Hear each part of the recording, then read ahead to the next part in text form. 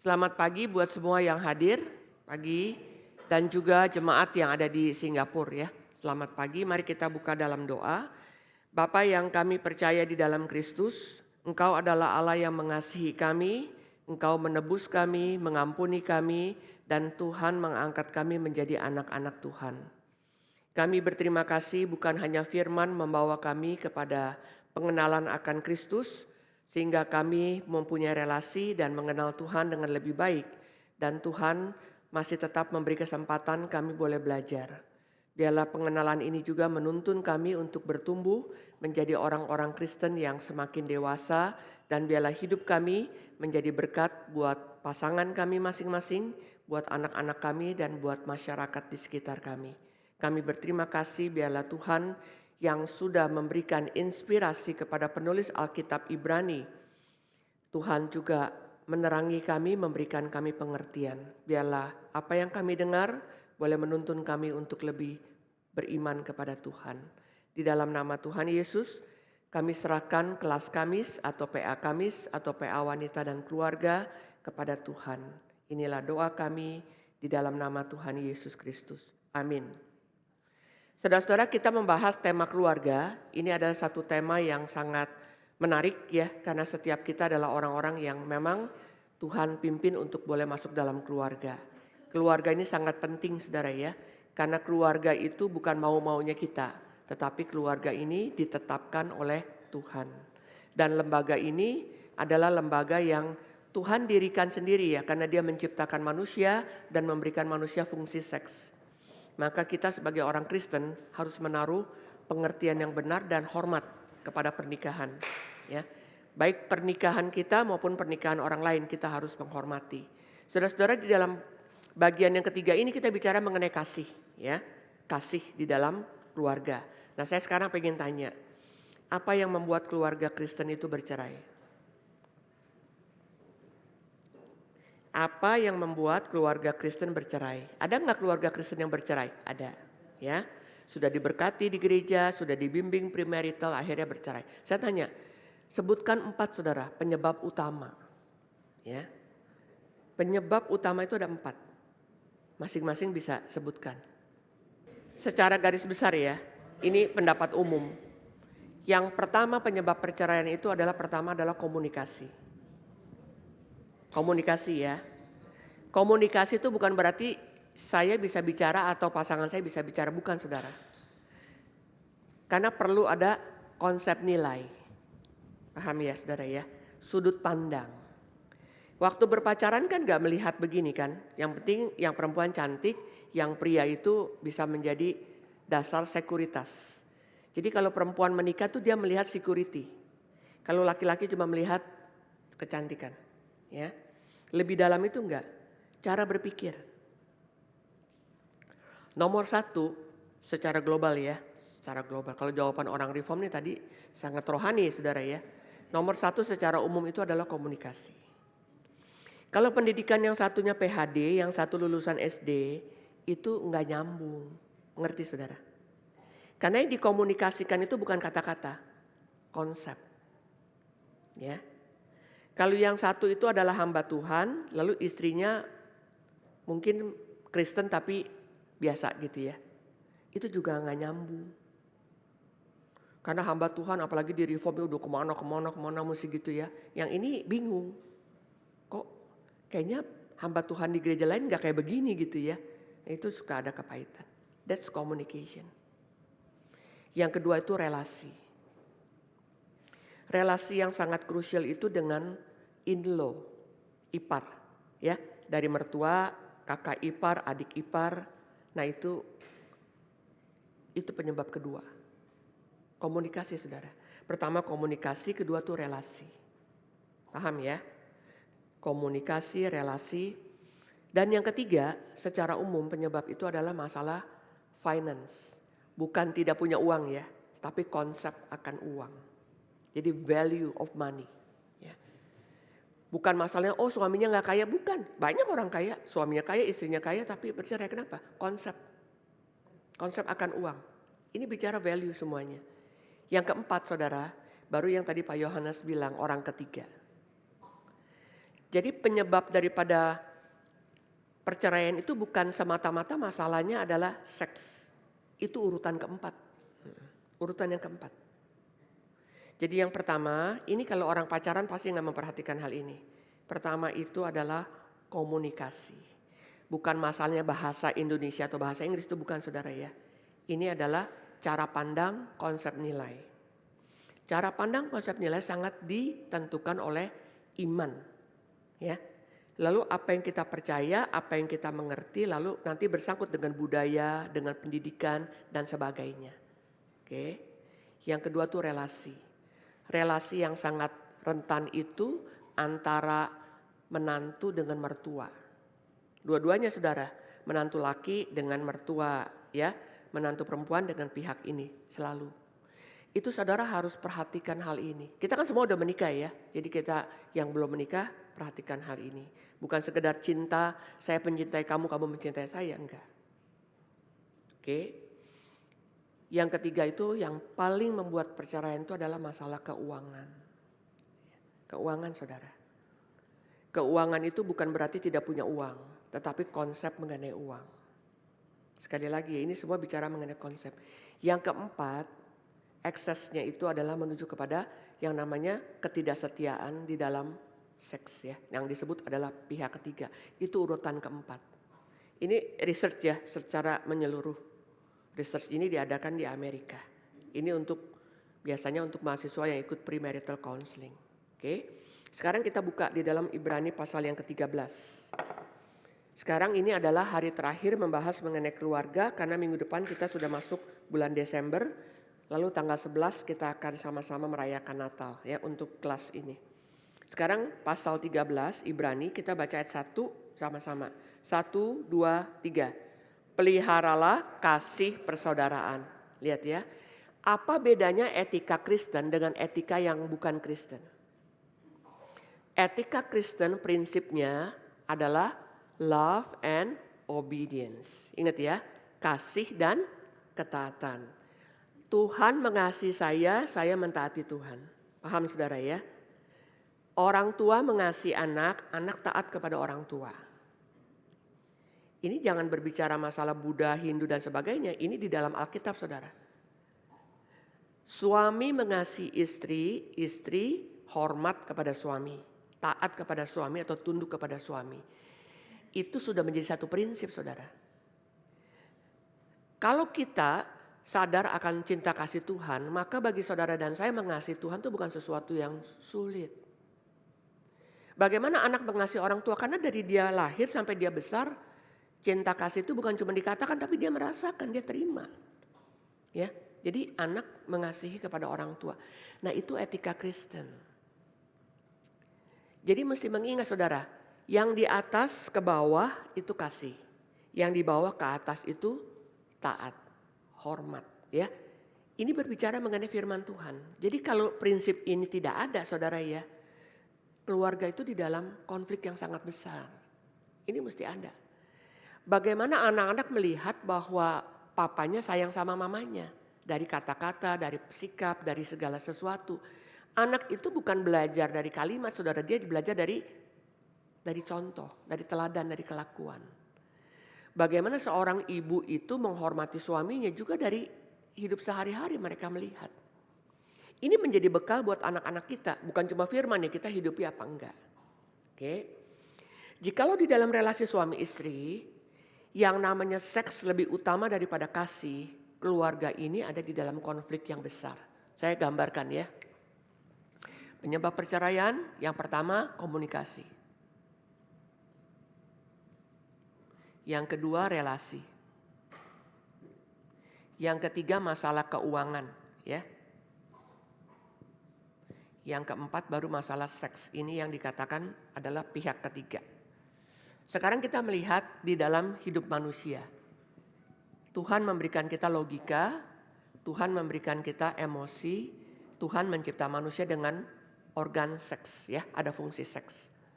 Jikalau keluarga suami istri ya, ini lebih penting daripada cinta kasih. Keluarga ini akan ada di dalam masalah yang sangat besar. Paham saudara? Tetapi kalau Kasih, ingat ya di sini ya, ini kasih. Lebih besar daripada ini, seks ya. Seks ini menjadi satu, istilahnya adalah apa? Ekspresi daripada cinta kasih. Maka keluarga ini stabil. Sekali lagi saudara.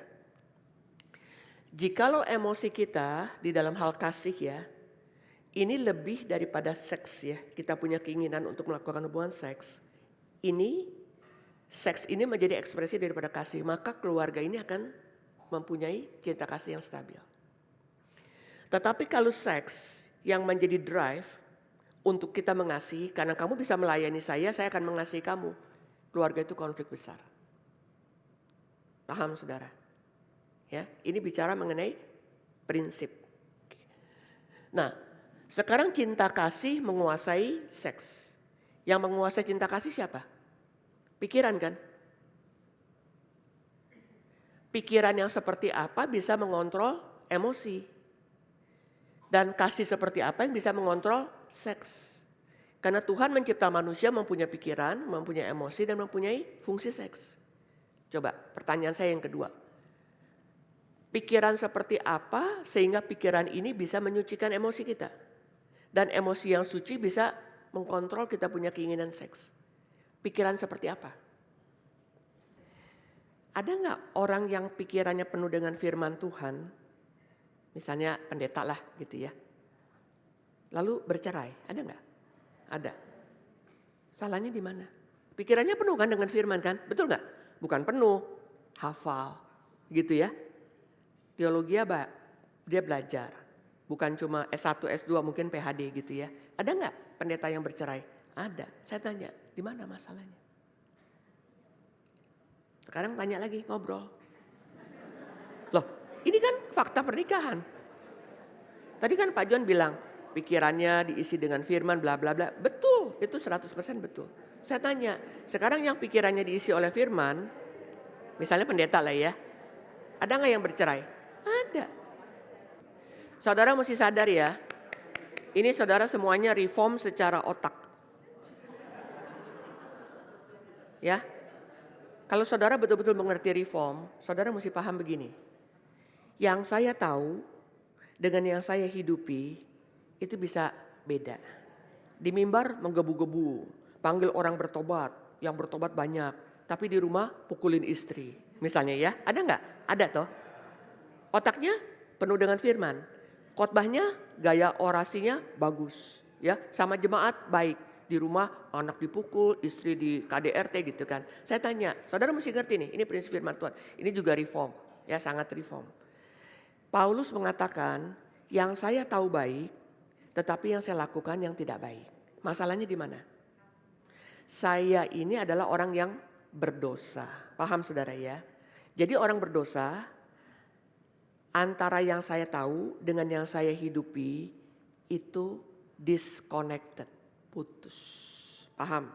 Sekarang ulangi Ibrani 13:1. Iman adalah dasar dari segala sesuatu yang kita harapkan dan bukti dari segala sesuatu yang tidak kita lihat.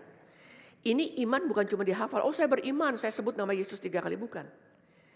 What I believe, ingat ya. Yang saya percaya itu akan menuntun apa yang saya pikirkan, yang saya mengerti. Nah ini namanya conviction.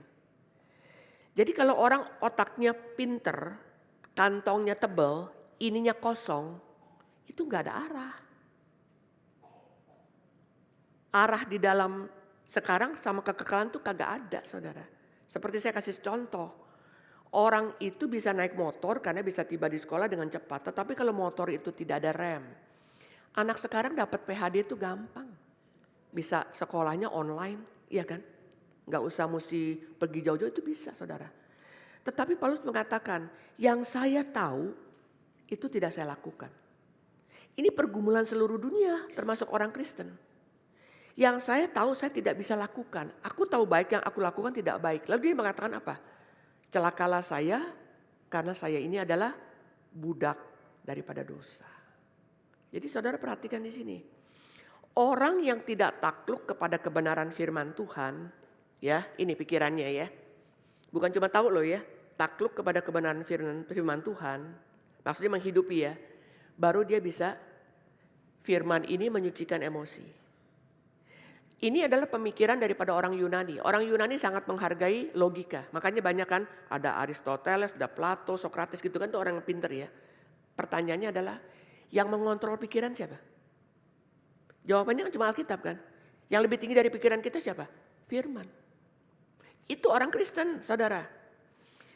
Ini ya, yang lebih tinggi dari pikiran saudara, dari saudara PHD, ini yang menguasai pikiran, takluk kepada pikiran. Ada orang tahu tapi dia tidak takluk kepada kebenaran.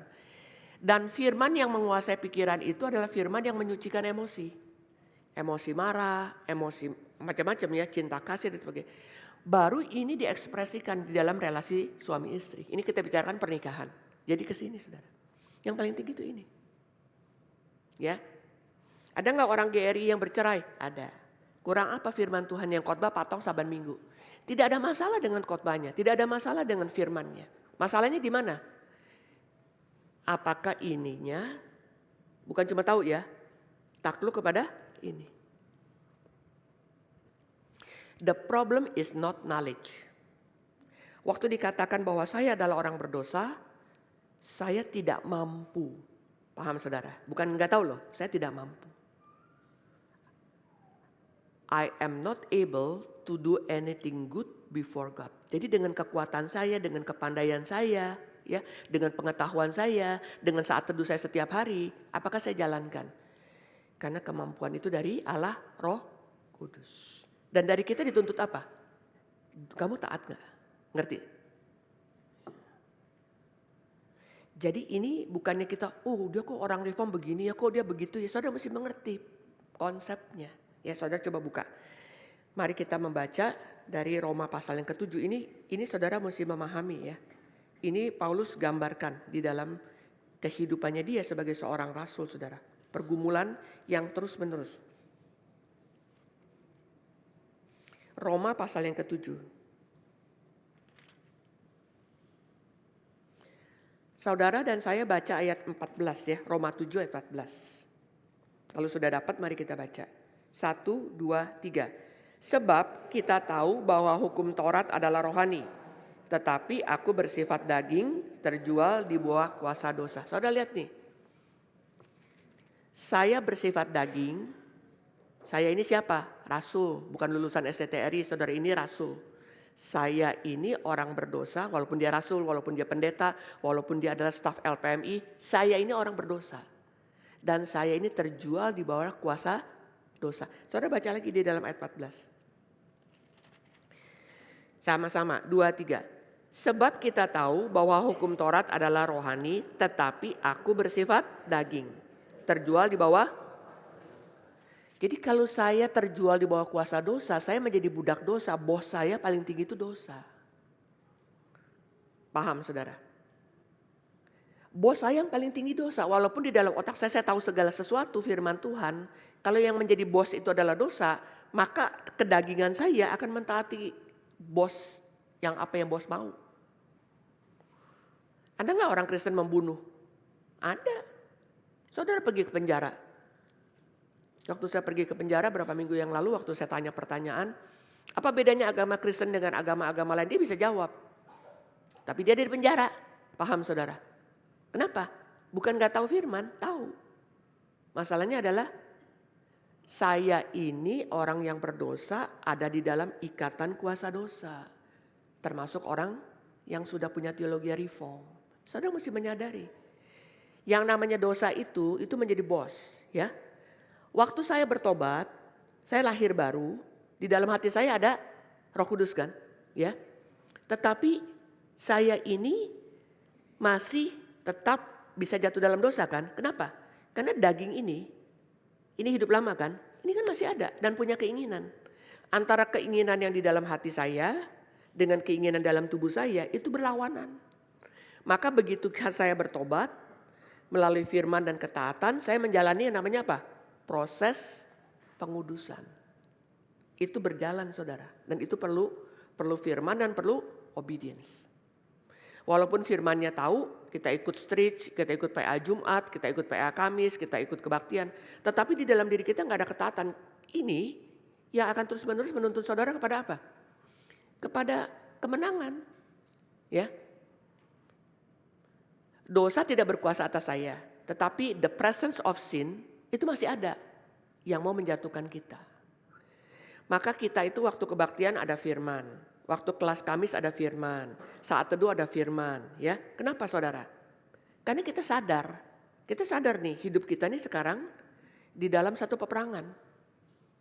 Satu peperangan saudara, mana ada orang berperang itu bisa tidur siang, pakai piyama, terus pakai guling bantal, nggak ada saudara. Kalau udah siaga 3, tentara, itu nggak pulang ke rumah. Dan waktu dia mesti tidur juga dia mesti pegang senjata. Kalau senjatanya bisa diambil sama komandan berarti dia tidurnya terlalu nyenyak. Itu testingnya begitu kalau lagi national service. Mereka tidur ya, nanti komandannya tengah malam bangun ambil senjata. Itu akan dihukum tuh, berarti kamu tidurnya kebablasan. Kalau perang itu alert saudara. Kalau saudara sadar kita berperang ya. Kenapa kita butuh persekutuan dengan Tuhan, dengan orang seiman. Kita tuh berperang. Melawan siapa? Itu penguasa. Jadi iblis dengan kuasanya sudah dikalahkan oleh Kristus. Tetapi the presence of sin itu masih ada. Paham saudara? Ini peperangan terus. Kalau saudara sadar ini peperangan, kita nggak mungkin hidup di dalam kesantaian. Karena dia ini seperti singa yang mengaum-ngaum. Jadi kalau pikiran saya dan saudara ya tahu firman Tuhan kan, tetapi tidak takluk kepada firman Tuhan, tetap ini tidak bisa ya. Maka ada KDRT ya, suami pukul istri atau istri juga misalnya katakan tidak taat kepada suami dan sebagainya saudara. Ini di sini. Paham? Ya, sekarang baca ayat yang ke-15. Roma pasal 7 ayat 15.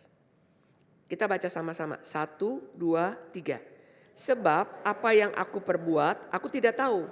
Karena bukan apa yang aku kehendaki, yang aku perbuat, tetapi apa yang aku benci. Pernah gak ada pengalaman? Aduh, kenapa ya saya ngomong begitu ya? Ya, kita nyesel kan? Pasti kata-kata itu menyakitkan suami atau istri. Kita menyesal, kita tahu.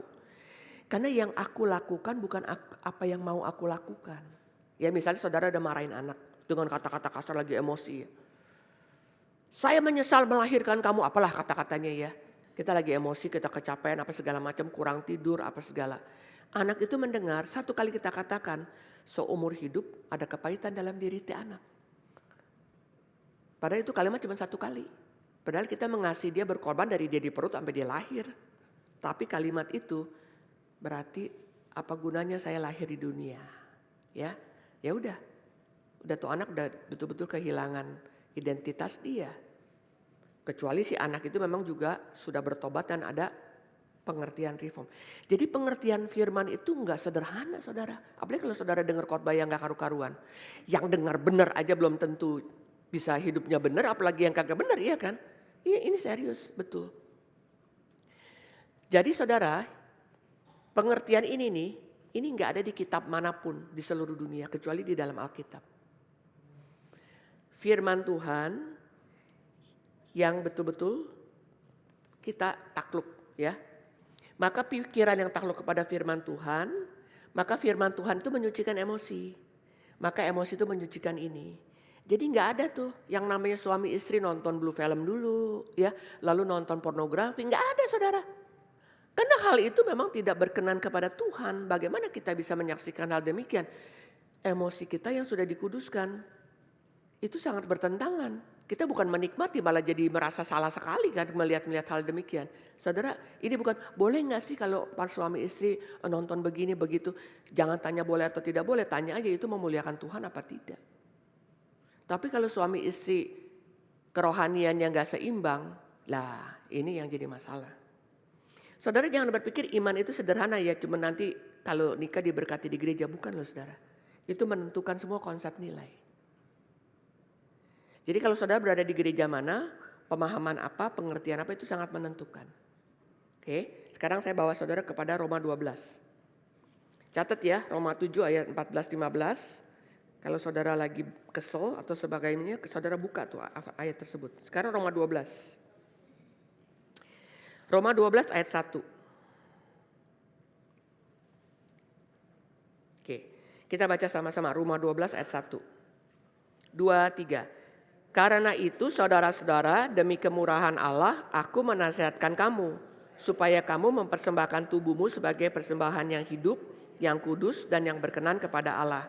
Itu adalah ibadahmu yang sejati. Ibadah yang sejati bukan hanya datang ke gereja tidak terlambat. Ibadah yang sejati bukan hanya waktu puji-pujian nyanyi. Bukan hanya pada waktu kita ibadah memberi persembahan. Ibadah yang sejati sebelum kita masuk ke gereja, hidup kita minggu atau hari lain itu kita persembahkan. Sebagai apa? Persembahan yang hidup. Kita kan mengingat persembahan kalau ada di gereja, oh nanti ada persembahan gitu ya.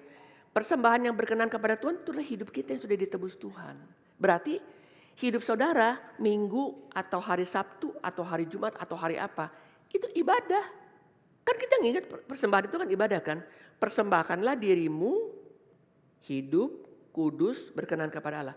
Ini persembahan yang masa kita hidup cuma hari Minggu doang? Kan kagak kan, Senin, Selasa, Rabu, Kamis juga tetap hidup kan. Berarti persembahan diri saya dalam ibadah. Jadi saudara di kantor, saudara ada di perusahaan, saudara ada di dalam bisnis trip, saudara di keluarga, di dapur, di mana. Itu ibadah kepada Tuhan. Gak ada tempat yang kita boleh sembarangan saudara. Karena semua tempat sebagai satu ibadah dan kita memberikan. Sebelum memberikan uang kita atau perpuluhan kita memberikan our life.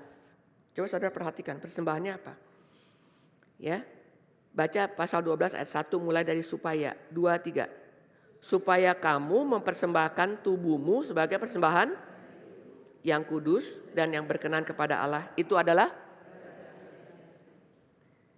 Jadi sebelum kita memberikan uang, memberikan perpuluhan untuk mendukung pekerjaan Tuhan, dikatakan apa? Kamu persembahkan. Ini bentuknya present tense. Bukan past tense, bukan lampau, tapi terus menerus. Persembahkanlah tubuhmu sebagai persembahan yang hidup. Waktu saya memberikan uang untuk persembahan itu kan benda mati. Iya kan? Waktu saya mempersembahkan hidup saya yang sekarang. Bukan nanti kalau udah umur 90 baru saya melayani Tuhan. Enggak, waktu saya masih muda. Sampai saya mati, ya kan. Persembahkan yang terbaik kepada Tuhan itu hidup. Karena kalau hidup dipersembahkan kepada Tuhan, waktu, talenta, bakat, segala sesuatu itu kan ada di dalam hidup. Yaitu ya untuk dipersembahkan kepada Tuhan.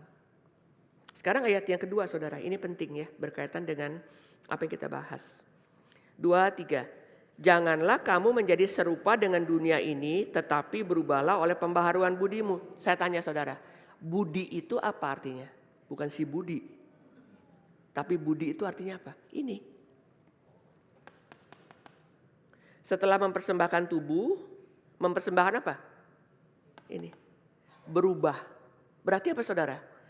Berarti seluruh pemahaman-pemahaman dunia ya, budaya, agama, pengetahuan, apalagi medsos segala macam, itu mempengaruhi kita punya cara berpikir. Nah itu harus diperbaharui. Coba baca sekali lagi. 12 ayat 2. Janganlah kamu menjadi serupa dengan dunia ini, tetapi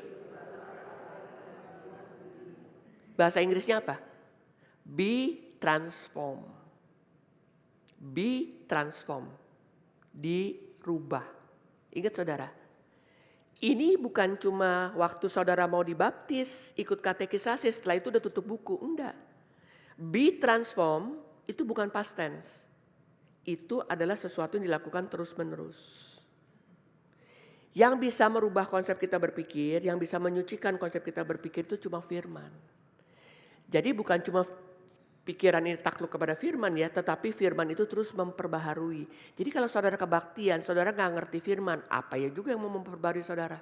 Maka firman itu harus dimengerti. Be transformed by the renewing of your mind. Baca lagi saudara pasal 12 ayat 2. Tetapi berubahlah oleh pembaharuan budimu. Ada dua kata ya. Be transformed by the renewing of your mind. Ada dua kata saudara. Be transformed. Bahasa Inggrisnya. Di sini by the renewing of your mind. Ini ya, ada 2. Tetapi berubahlah. Berubah ya. Ini juga terus menerus saudara. Jadi pikiran kita ini ditransformasi. Karena pikiran kita ini gampang sekali kena polusi saudara. Ini perlu ditransformasi dan juga diperbaharui. Paham? Jadi ada 2. Kapan? Bukan setahun sekali. Ini terus menerus. Kalau ini tidak berlaku pada hidup saudara, maka ini nggak jalan saudara. Jadi nggak heran. Ya, anak-anak nggak hormat orang tua sudah tua ditinggalkan, rumah dijual. Ya, terus orang tua tinggal di mana? Ditaruh di panti jompo. Mereka nggak menghormati orang tua, kenapa? Karena anak-anak mereka pintar, tapi pikirannya itu tidak ditransformasi oleh firman. Dan tidak diubah. Ya. Berubahlah menurut pembaharuan budimu. Berubahlah kalau bahasa Indonesia, renewed by being transformed. 2. Kalau ini terjadi dalam hidup saudara dan saya setiap hari ya, termasuk hamba-hamba Tuhan, baru pikiran ini takluk kepada firman. Baru firman yang ada di dalam pikiran menyucikan emosi. Baru ini turun sebagai satu ekspresi. Itu tidak ekspres karena Kristen pasti enggak saudara. Ada satu proses dan prosesnya itu terus menerus. Sampai di sini ada yang mau tanya enggak? Kalau enggak ada yang mau tanya, saya masuk ke dalam poin yang ini.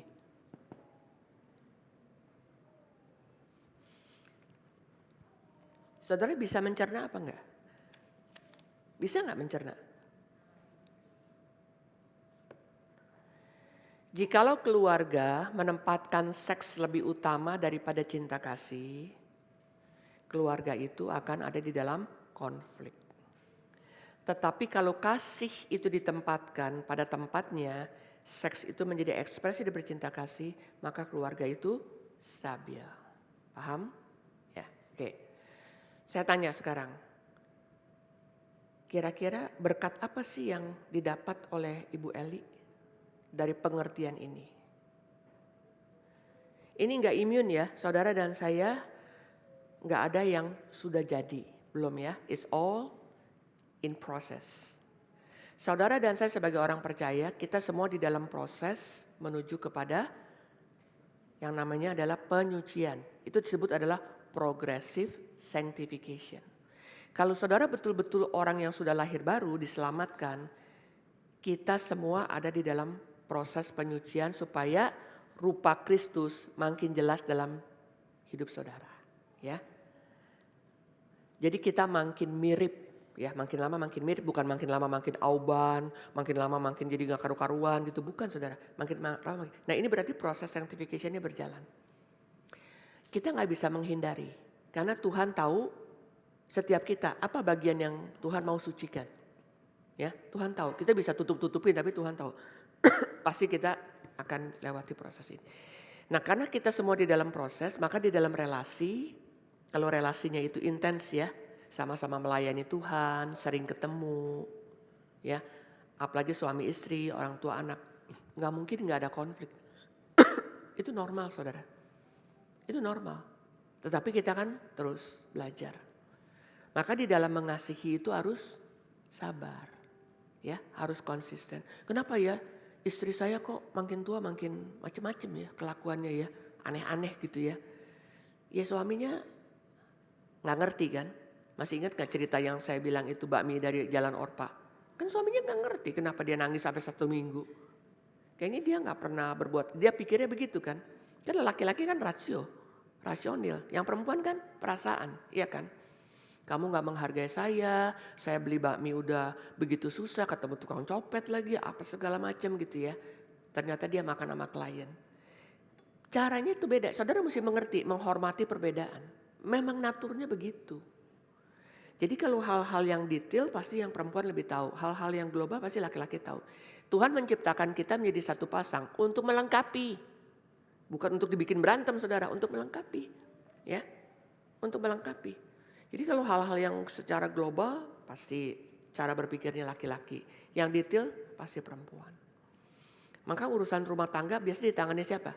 Bukan bapak rumah tangga, namanya apa? Ibu rumah tangga kan, ibu RT. Iya.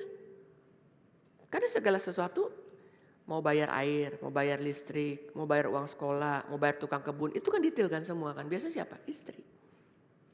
Waktu saya premarital counseling itu kan di Manila sama presiden daripada ATS ya, Asian Theological Seminary, Dr. Magalit namanya. Dia tanya, nanti kalian menikah yang pegang keuangan siapa? Terus dia bilang, you harus serahkan semua kepada istri. Karena istri urusan di detail, saudara. Banyak detail-detail gitu. Ya bukannya ini nih uang belanja seminggu, nanti seminggu lagi, yuk kasih. Jadi di dalam pernikahan itu jelas dari awalnya. Ya, percayakan. Ya jangan terus kita jadi judol karena dipercayakan oleh suami gitu ya. Mesti tahu pengaturannya dan mesti ada yang ditabung. Paling tidak 20% kamu mesti tabung. Yang pertama perpuluhan.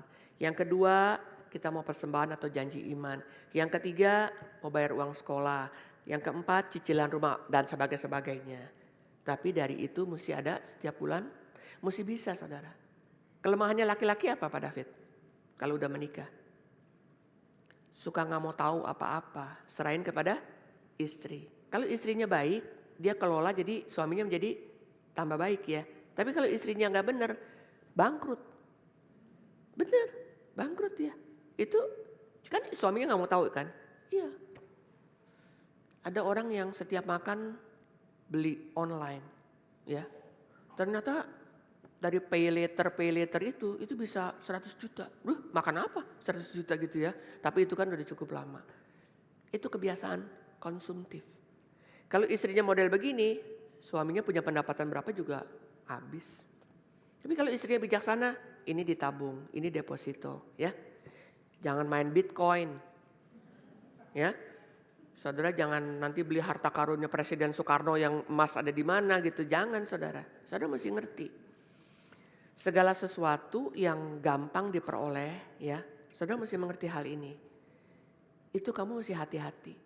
Penawaran banyak ya. Aduh, saya kalau bacain iklan tuh penawaran banyak. Saya udah saya nggak ini, saya udah langsung delete udah banyak sekali. Gratis inilah, gratis itulah gitu ya. Akhirnya apa? Yang kita nggak perlu kita beli segala tetek bengek saudara. Enggak, udah langsung delete. Kita lihat, do I want or do I need? Need and want itu berbeda. Yang need kan gak terlalu banyak. Ya udah beli aja yang need seperti begitu. Nah, kelemahan daripada laki-laki ya suka nggak mau tahu apa-apa. Ini juga bahaya. Selalu mau tahu semuanya, itu juga repot saudara. Ada laki-laki yang detail gitu ya, bawelnya minta ampun. Saudara bisa sakit darah tinggi. Tetapi gak mau tahu sama sekali dapat istri yang gak bisa manage uang ya, itu bahaya. Sangat bahaya. Begitu suaminya sadar uang di kasnya itu di tabungan udah 0. Wah itu menjadi sesuatu. Makanya itu salah satu masalah perceraian itu di finance. Poin yang ketiga, finance. Ya. Oke sekarang masuk saudara, poin yang berikutnya. Saya masuk ya, masuk ke Roma 12 ayat 9. Kalau ada pertanyaan silakan, kalau nggak ada saya masuk. Roma 12 ayat 9.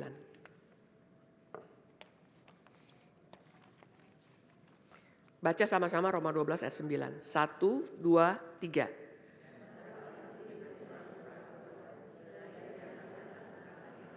Lihat saudara ya. Love must be genuine. Ini prinsip ya. Allah adalah Allah yang kasih. God is love. Saya kasih gambar saudara. Begini.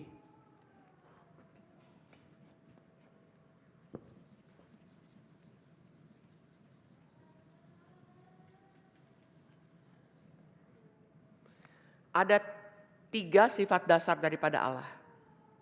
Ya. Allah itu suci, Allah itu adil dan benar. Ini namanya righteous. Allah itu adalah Allah yang bajik atau baik, ya, good.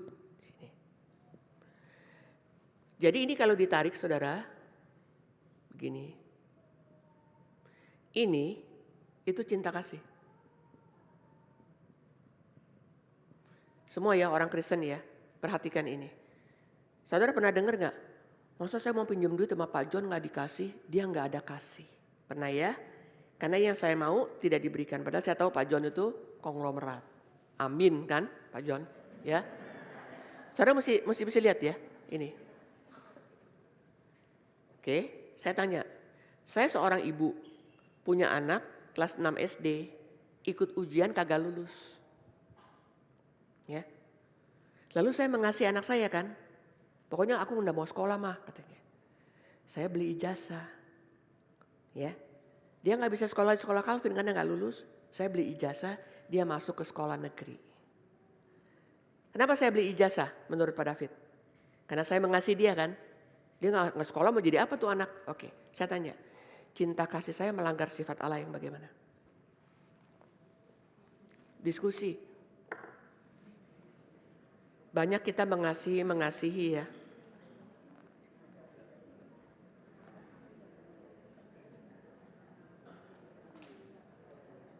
Paham nggak ininya? Contohnya. Saya punya anak kelas 6 SD, ujian nasional kagak lulus. Anaknya marah. Dia nggak mau sekolah. Ya. Saya pikir kalau dia nggak sekolah jadi apa nih anak? Ya kan? Lalu saya beli ijazah. Lalu dia masuk sekolah SMP. Tapi bukan di sekolah itu. Pindah sekolah lain. Paham? Ya. Saya membeli ijazah karena apa? Saya sayang sama anak saya kan? Tetapi cinta kasih saya kepada anak saya melanggar sifat Allah yang mana?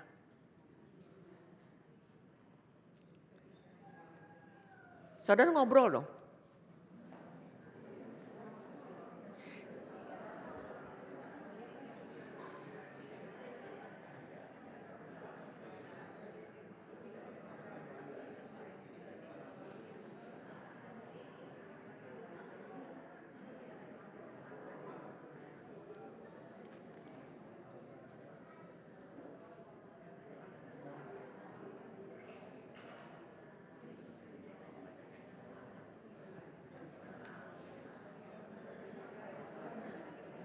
Siapa yang mau jawab angkat tangan.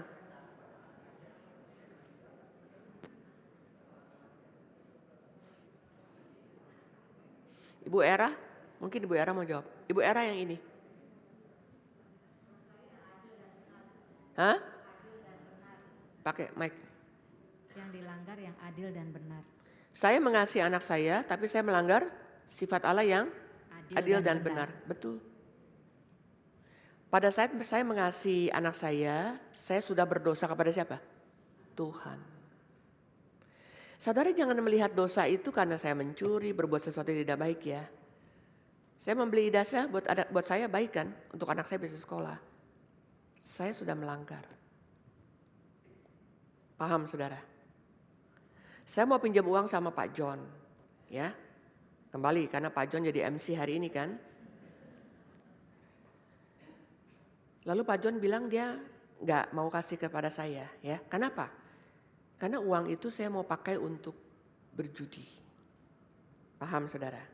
Ya, oke. Saya tanya, saya melanggar sifat Allah yang mana? Ngobrol aja berdua-berdua. Saudara jangan bilang, oh saya mengasihi suami saya minta apapun saya layanin gitu ya. Oh saya mengasihi anak saya ya. Itu jangan sembarangan bicara kasih. Karena God is love. Oke. Saya pinjam uang Pak John, dia nggak kasih saya pinjam. Karena dalam hati saya mau judi online. Oke, ya. Oke. Kalau Pak John kasih pinjam kepada saya dan saya pakai untuk judi online, cinta kasihnya Pak John itu melanggar sifat Tuhan yang mana? Tanya, untuk memenuhi keingintahuan kamu sekali-sekali search di pornografi. Ya, orang lain nggak tahu, itu kan di HP atau di itu. Saya tanya, kamu mengasihi Tuhan? Iya. Kamu melanggar apa? Kesucian. Paham? Saat kamu mengatakan mengasihi Tuhan, hari Minggu ke gereja, paduan suara, dan sebagai pelayanan kan. But you have sinned against the holiness of God. Paham saudara ya? Jadi kalau saya sebagai manusia, naturnya manusia yang berdosa itu mendekat kepada Tuhan atau menjauh dari Tuhan? Rahel. Naturnya manusia yang berdosa seperti saya itu lebih mau bersekutu dengan Tuhan atau melarikan diri dari Tuhan? Kalau saya setelah bertobat, saya mau dekat dengan Tuhan. Ya. Waktu saya dekat dengan Tuhan, saya kembali kepada siapa saudara? Allah yang dirinya kasih, paham ya? Nah itu etika saya benar. Paham saudara? Sekarang pertanyaan yang kedua. Hafal nggak Yohanes 3 ayat 16? Karena begitu besar kasih Allah akan dunia ini sehingga ia mengaruniakan anaknya yang tunggal. Supaya barang siapa yang percaya tidak binasa melainkan beroleh hidup yang kekal. Allah mengasihi saya yang berdosa. Iya kan? Saya ini berdosa. Oke. Allah itu Allah yang suci, adil, benar, dan bajik. Saya tanya saudara, kenapa dia harus mati di kayu salib? Allah itu kasih, saya berdosa.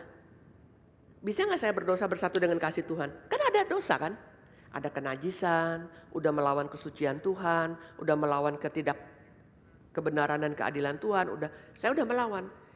Tuhan mengasihi saya, Tuhan yang mau dekat kepada saya kan? Apa yang Tuhan lakukan? Saudara paham gak di sini? Kalau Tuhan langsung mengasihi saya, tanpa dia mati di kayu salib, kasihnya dia itu kan melawan sifat dia yang suci kan? Karena saya najis. Saya ini udah melanggar, saya ini tidak adil dan tidak benar. Maka yang menjadi dosa bagi saya itu mesti dibereskan dulu. Jadi tidak ada cara lain kecuali Allah itu mati untuk saudara dan saya. Supaya apa? Supaya kita bisa bersatu dengan dia yang adalah kasih. Karena begitu besar Allah mengasihi dunia ini, maksudnya manusia, dia mengorbankan anaknya yang tunggal.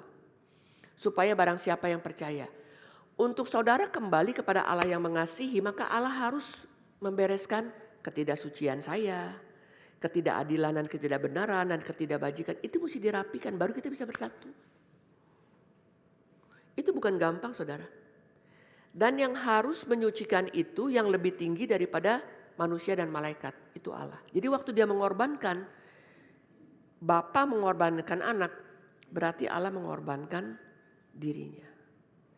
Berapa besar Tuhan cinta kepada saudara dan saya? Bukannya berapa kaya saya, berapa hebatnya saya, bukan saudara. Yang mati untuk menebus saya yang tidak suci, tidak adil, tidak benar, tidak bajik. Itu bukan malaikat, tapi siapa? Tuhan. Saudara masih gak ngerti cinta kasih Tuhan, sehingga sampai sekarang tetap gak bisa mengasihi Tuhan dan gak bisa mentaati Tuhan. Yang tidak bisa mentaati Tuhan sampai hari ini karena gak ngerti cinta kasih Tuhan.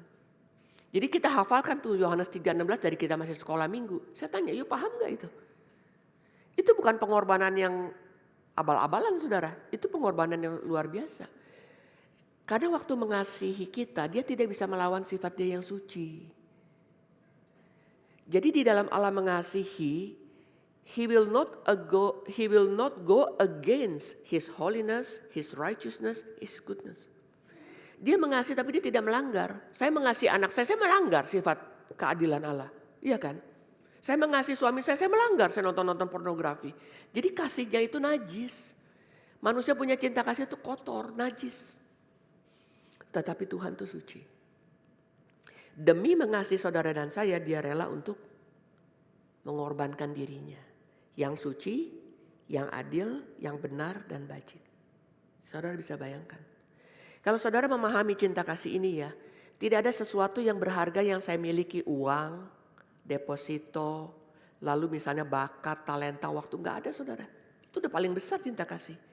Maka di dalam Paulus melayani dari satu penjara ke penjara lain ya, dia rela. Bukannya dia tidak sakit, dipukul, berdarah-darah, apa dipasung ya.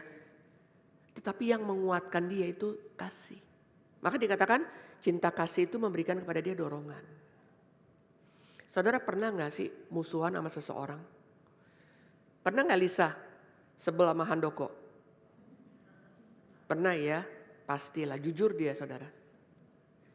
Saya tanya kalau Lisa lagi kesel sama Handoko mau ngomong gak? Sih? Yang mendorong kita mau berelasi apa? Kasih. Orang itu pendiam loh. Kamu tahu gak dia lagi susah begini. Karena kita mengasihi dia, kamu kenapa? Kita ada ajak ngomong kan. Tapi kalau saudara lagi marah, Saudara nggak mau ngomong. Yang mendorong kita berelasi apa? Cinta kasih. Cinta kasih saudara. Jadi suami tidak mendiamkan istri, ya. Istri nggak ngambek, ya kan? Mau komunikasi. Itu cinta kasih. Nah cinta kasih ini adalah cinta kasih yang disucikan oleh apa? Firman. Karena kan lu giniin gue juga bisa ya, nggak ada habis-habisnya kayak film silat kan. Nanti berakhir kepada apa? Perceraian. Anak tidak bisa mengampuni orang tua, berakhir kepada apa? Kepahitan. Dulu waktu saya kecil digini-gini, nanti kalau mereka tua aku balas. Ya kan nggak ada pengampunan. Saudara kalau belajar dari sini ya, God is love, Allah itu kasih. Allah yang kasih adalah Allah yang tidak melawan, dia punya sifat. Sifat itu dalam bahasa teologi namanya attribute. He will not go against his attribute. Dia mengasihi kita, maka dia harus mengampuni. Dia harus menyucikan, dia mengangkat kita menjadi anak. Itu cinta kasih luar biasa. Saudara kalau paham cinta kasih Tuhan, pasti saudara melayani Tuhan. Pasti. Ya. Apa yang dia berikan kepada kita? Dia bukan memberikan kepada kita harta, dia beri hidupnya. Seperti seorang mama papa mengasihi anak, dia memberikan hidupnya kepada anaknya. Masa anaknya masih gak sadar? Dia memberikan hidupnya. Waktu melahirkan anaknya aja dia sudah bertaruh dengan hidupnya, saudara. Iya kan? Kalau anaknya sadar, otomatis dia pasti mengasihi. Ya, contoh. Yesus turun ke dunia menjadi wujud dari cinta kasih Tuhan. Catat saudara. Yesus turun ke dalam dunia menjadi wujud dari cinta kasih Tuhan. Turun dulu nih ya. Yesus turun ke dalam dunia menjadi wujud dari cinta kasih Tuhan.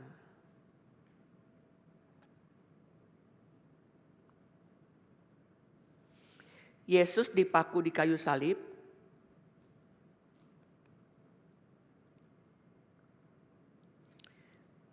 Puncak daripada cinta kasih Tuhan. Yang ketiga,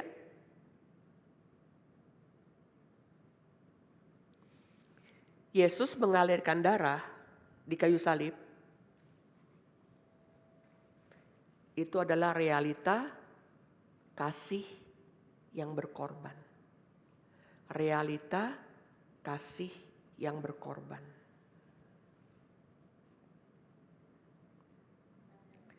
Realita kasih yang berkorban. Saya pernah kasih contoh ya, saudara masih ingat. Ada satu keluarga punya anak 3. Ya, ini gak usah dicatat, ini contoh saudara. Anak yang kedua selalu ngiri. Anak pertama disayang papa menurut dia, anak kedua disayang mama. Jadi dia gak ada yang sayang. Ya, dia bilang gini, mami gak sayang saya, mami gak sayang saya, ini anak kedua. Ya, saudara kalau punya anak 3, yang kedua komplain. Ya. Jadi kalau udah punya anak 2 tanya mau punya adik enggak gitu ya. Kan selalu kenapa? Dia takut gak disayang. Jadi dia selalu bilang mami gak sayang, padahal maminya sayang ya. Anak kan macam-macam saudara ya, bawaannya lain-lain gitu. Suatu hari bapaknya bilang, kamu bilang apa? Mami gak sayang? Enggak. Dia masih umur 5. Papanya bilang sini, dikasih Alkitab, dia umur 5 ya. Oke. Kamu berdiri di situ. Kamu pegang Alkitab ini. Enggak dipukul, suruh pegang. Berat. Dedi berat. Terus mulai nangis. Ya. Terus dipanggil sini. Mami sayang kamu. Kamu di dalam perut mami itu 9 bulan. Mami gak bilang berat. Pokoknya dijelasin lah sama papanya. Yang jelasin bapaknya. Mulai hari itu dia gak komplain saudara. Mulai hari itu dia gak pernah membedakan. Dia merasa gak disayang, dia merasa begana, begini, ya pokoknya dia komplain. Sejak hari itu dia gak. Papanya suruh pegang Alkitab di situ di pojok. Kamu pegang berdiri di situ. Papanya diemin aja. Baru cuma berapa menit dia nangis. Berat. Umur 5 tahun saudara pegang begini kan berat saudara. Iya kan? Kamu tahu gak di perut mami kamu berapa kilo? Misalnya 3 ya. Alkitab ini kan gak sampai 3 kilo saudara ya. Kamu berapa menit? Tadi papi hitung cuma ada 1 menit, kamu nangis. Mama itu 9 bulan. Coba 9 dikali 30 hari, dikali 24 jam, dikali berapa detik gitu ya. Coba sekarang berapa? Mami sayang. Itu konfirmasi dari papanya. Pak John anaknya 1 ya. Jadi pasti cinta kasih semua kepada yang 1 itu kan. Coba kalau 3. Mungkin bisa ada yang iri-iri gitu ya. Nah, waktu kita memahami cinta kasih Tuhan, maka tidak ada sesuatu yang we hold on to ourselves, kita pegang untuk diri kita ya. Enggak saudara, kita pasti akan mengasihi Tuhan dengan sungguh-sungguh. Oke, sekarang saudara catat. Dasar daripada moral itu adalah kebebasan.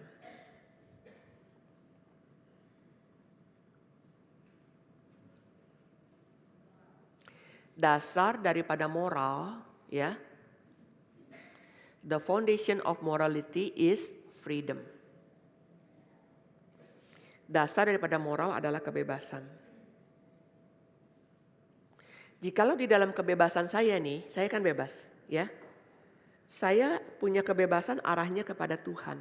Jadi ini Tuhan yang adalah kasih, ini saya. Saya punya arah kebebasan ini ke sini.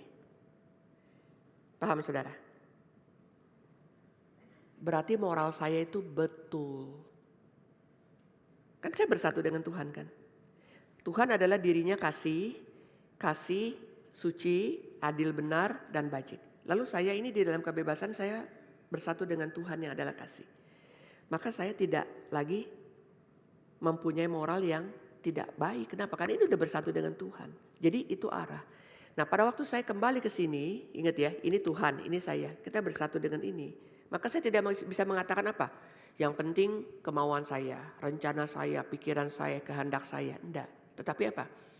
Pikiran Tuhan, kehendak Tuhan, rencana Tuhan, segala sesuatu yang Tuhan. Itu artinya apa saudara? Barang siapa mau mengikut aku, dia harus menyangkal diri dan mengikut aku. Nah itu artinya menyangkal diri. Balik kepada Tuhan. Bukan pikiran saya yang paling hebat, bukan rencana saya yang paling hebat, tetapi pikiran Tuhan yang paling tinggi, rencana Tuhan yang paling indah, ya semuanya kepada Tuhan. Nah itu waktu saya kembali. Paham? Barang siapa yang hendak mengikut aku, dia harus menyangkal dirinya, memikul salibnya dan mengikut aku. Menyangkal diri itu artinya. Jadi kita balik kepada Tuhan. Kebebasan yang ada pada kita, kita taruh di dalam Tuhan. Jadi bukan saya bebas mau lihat porno, saya bebas mau judol, saya bebas mau segala macam ya, mau berzina apa, bukan. Kebebasan saya taruh ke sini. Dasar daripada kebebasan adalah moral. Ingat saudara. Moral ya saudara ya. Moral dengan kebebasan saudara ya, ingat ya. Foundationnya that's the freedom. Jadi kalau di dalam diri saya yang bebas, saya kembali kepada Tuhan yang adalah kasih, yang suci, adil dan benar, maka saya sudah punya etika yang betul. Nah arahkanlah anak-anak saudara, pasangan saudara itu kepada ini.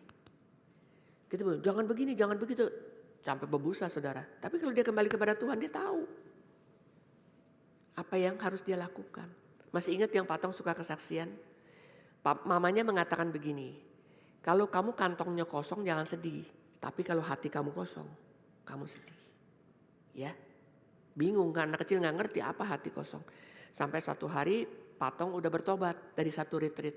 Nah itu Andrew G yang khotbah. Mamanya mengatakan, sekarang kamu sudah bebas mau kemana saja. Kenapa? Di dalam hatinya ada apa? Ada Tuhan. Dia udah balik kepada Tuhan kan. Kalau sudah balik kepada Tuhan kan nggak mungkin kelakuannya tidak bermoral, tidak mau bekerja, tidak mau ini kan nggak mungkin. Kenapa? Ini sudah bersatu dengan kebebasan yang ada pada saya dan saudara ini kembali kepada Tuhan. Nggak mungkin saya bermoral yang tidak baik. Jadi kalau anak saudara mengasihi Tuhan, ya otomatis dia mengasihi orang tua. Kalau anak saudara betul-betul mengasihi Tuhan dan mengerti Tuhan, pasti dia menghormati saudara. Pasti itu nggak usah diajarin saudara. Karena ini udah kembali. Ini kembali kepada moral yang benar. Nah moral yang benar kan di dalam Tuhan kan. Sifat suci, adil benar, bajik di sini. Paham ya saudara ya? Oke saudara catat. Jika manusia mengembalikan diri kepada diri Tuhan, Jika manusia mengembalikan diri kepada diri Tuhan, itulah sumber segala moral.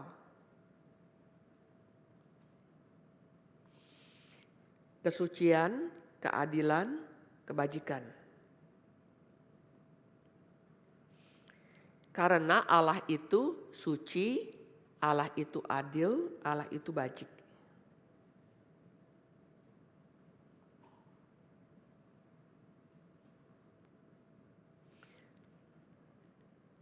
Yesus mengatakan barang siapa mengikut aku harus menyangkal diri. Apa artinya?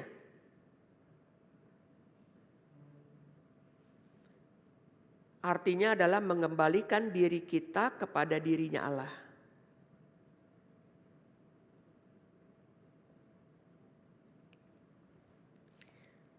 Bukan mempertahankan diri, kemauan diri, kehendak diri, dan rencana diri. Bukan mempertahankan kemauan diri, kehendak diri, rencana diri sendiri ya.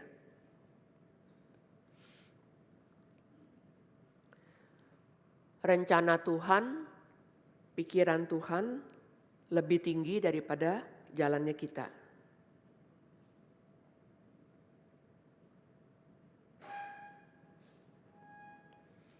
Maka kita mengembalikan diri kita kepada diri Allah.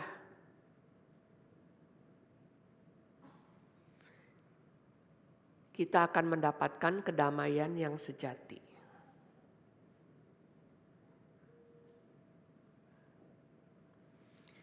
Pada waktu kita kembali kepada Allah, maka kita bersatu dengan kasih.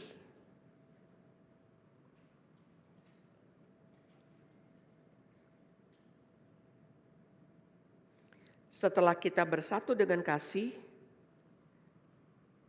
barulah etika dimulai dengan sungguh-sungguh.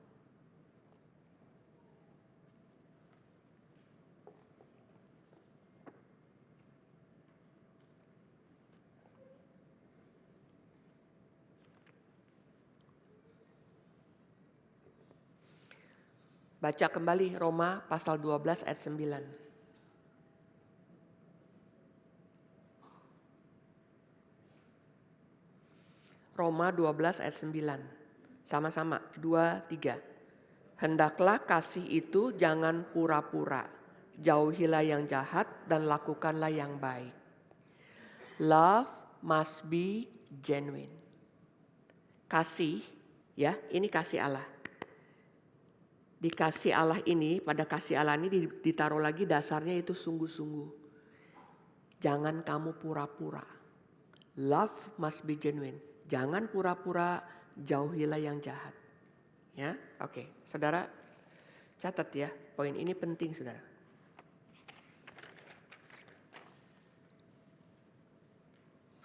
Hendaklah kasih, jangan pura-pura. Love must be genuine, maksudnya kasih dasar etika kan?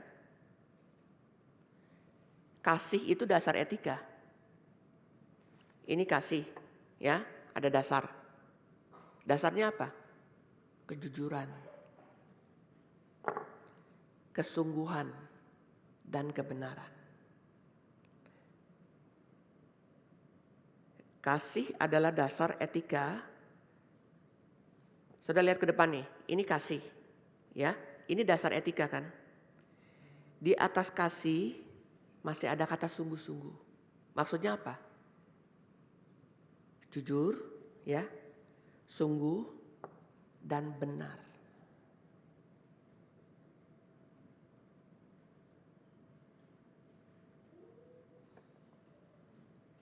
Saudara kalau punya cinta kasih yang kita pelajari hari ini ya. Hidup saudara bukan gak ada konflik. Setiap konflik pasti bisa diatasi. Kenapa? Kasih yang melebihi. Jadi orang Kristen itu bukan cuma seminggu sekali kebaktian terus kita gak pernah belajar firman Tuhan. Dan orang Kristen yang kebaktian gak ngerti firman, gak belajar firman Tuhan. Gak ada transformasi di logika saudara. Dan gak ada pembaharuan. Jadi itu stagnan. Kenapa logika kita perlu ditransformasi dan di renew? Karena ini kena polusi terus. Sama saudara mandi. Saudara mandi, orang Indonesia kan suka mandi ya. Pagi mandi, sore mandi, mau tidur mandi gitu kan. Senang sekali kan mandi ya. Bukannya terlalu kotor saudara, tetapi sudah kena polusi. Demikian juga dengan pikiran saudara ya. Kalau ini tidak disucikan, tidak ditransformasi oleh firman, dan tidak diperbaharui, maka gak heran. Dia Kristen tapi kalau lagi marah-marah, binatang-binatang keluar ya. Babi, anjing, apa segala, katanya orang reform gitu kan. Kenapa? Karena antara ini sama ini gak nyambung. Karena ininya saudara, tidak mengalami apa? Transformasi dan renewal. Dan yang berikutnya apa? Tidak takluk kepada firman, tahu tapi tidak takluk dan tidak beriman. Ya tetap aja nyangkut. Tapi kalau nasihatin orang ayat-ayat Alkitab dia hafal. Ya tapi kelakuannya nggak sesuai. Jadi saudara kalau ketemu orang Kristen yang modelnya macam-macam, saudara udah belajar di kelas ini ya. Jadi nggak usah menghakimi.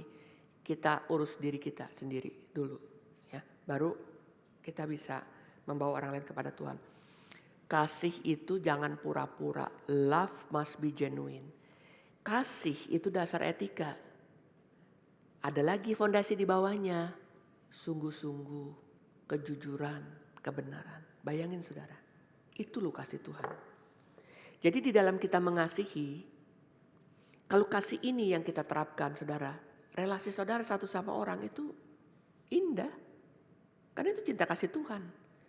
Love must be genuine. Hendaklah kasih itu tidak pura-pura. Jauhilah yang jahat. Jauhilah ini, jauhilah yang jahat, ya. Lakukanlah yang baik. Oke. Saya ajak saudara baca dari Efesus 4 ayat 24. Mari kita baca. Efesus 4 ayat 24.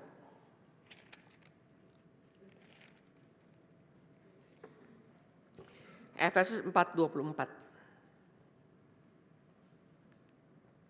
Kita baca sama-sama 2-3. Dan mengenakan manusia baru yang telah diciptakan menurut kehendak Allah di dalam kebenaran dan kekudusan yang sesungguhnya. Saudara lihat ya, kebenaran dan kekudusan. Kalau kebenaran itu yang mana? Itu di dalam segitiga yang di sebelah sini ya, di bawah. Kekudusan itu adalah kesucian. Jadi waktu saya diperbaharui, waktu saya bertobat diperbaharui, maka image of God itu, gambar Allah itu di dalam diri saya itu diperbaharui. Bukannya dari rambutnya berubah jadi hitam, bukan saudara. Di dalam sifat rohani itu berubah. Coba baca lagi saudara, ayat 24. Ini mengenai manusia baru. Saya baca 23 ya. Supaya kamu diperbaharui dalam roh dan pikiranmu. 24 saudara baca, 23.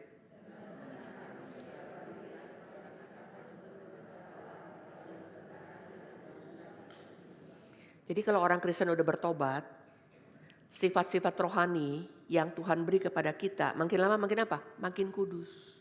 Makin lama makin apa?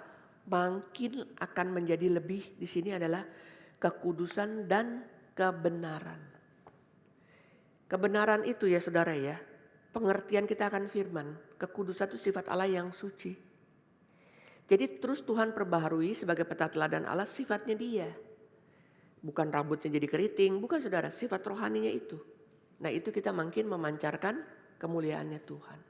Jadi orang yang sudah lahir baru, yang sudah bertobat itu berbeda. Nah ini terus menerus diperbaharui, makanya namanya progresif ya. Oke. Sekarang terakhir saudara. Apakah peranan kasih di dalam etika? Yang pertama, kasih itu adalah sifat ilahi. Catat saudara. Apakah peranan kasih dalam etika? Kasih adalah sifat ilahi. 1 Yohanes 4 ayat 7 sampai 21. Yang kedua, kasih adalah dasar moral. Kasih adalah dasar moral. Dan sumber yang mendorong kita melakukan kebaikan. Dan sumber yang mendorong kita melakukan kebaikan. Ketiga, kasih adalah kesimpulan Taurat. kasih adalah kesimpulan Taurat. Keempat, kasih adalah kunci berrelasi.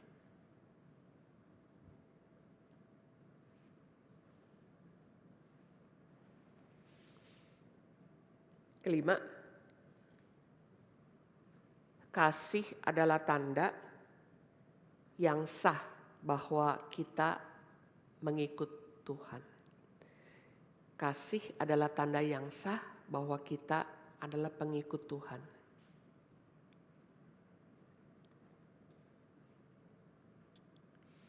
Keenam, kasih adalah standar kerohanian orang Kristen. Kasih adalah standar kerohanian orang Kristen.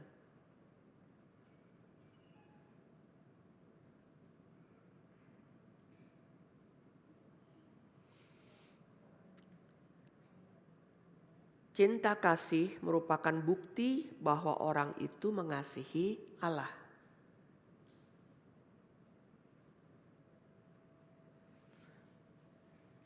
Kasih merupakan bukti bahwa orang itu mengasihi Allah.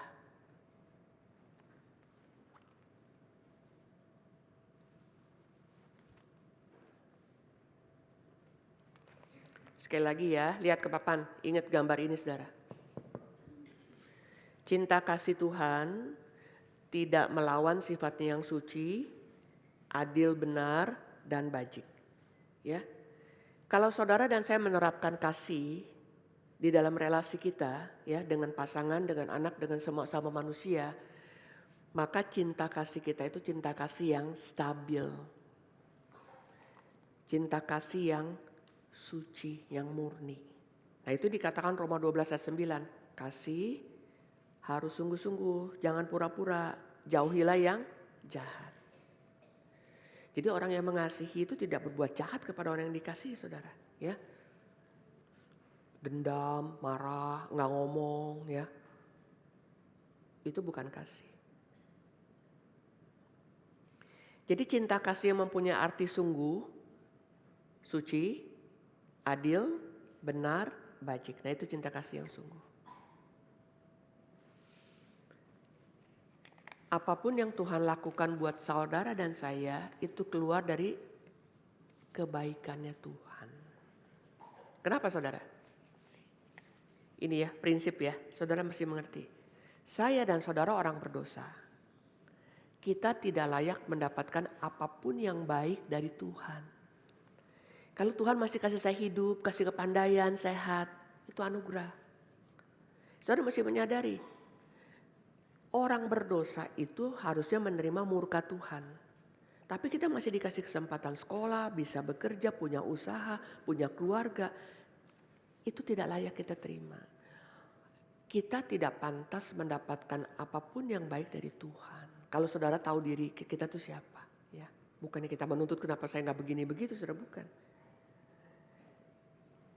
Kita tidak layak menerima apapun yang baik daripada Tuhan. Saya mau kasih pengumuman. Yang pertama adalah kemarin ada KKR Natal di Jogja yang hadir 2000 lebih.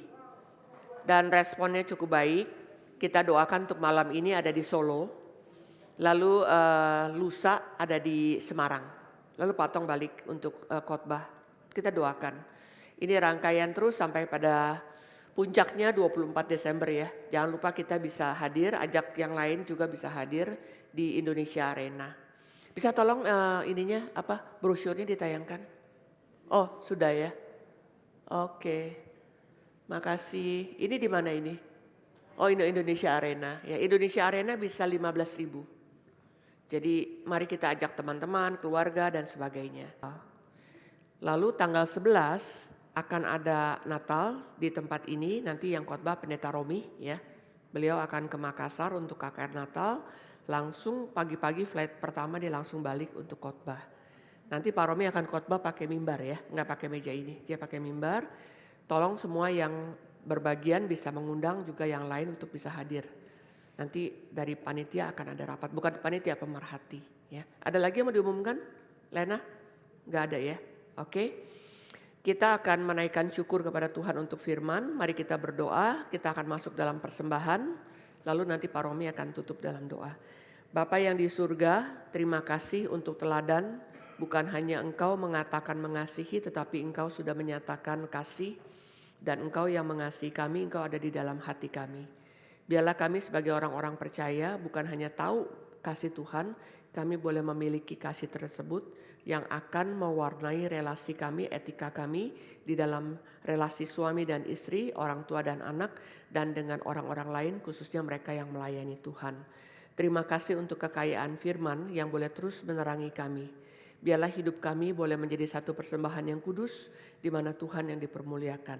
Kami sangat bersyukur dalam nama Tuhan Yesus kami berdoa. Amin. Saudara yang berada di Indonesia atau di Jakarta bisa menyatakan syukurnya dengan memberi persembahan ke GRI Pusat. Bagi jemaat yang ada di Singapura dan yang ada di luar Indonesia dapat memberikan persembahan saudara ke GRI Singapura ya.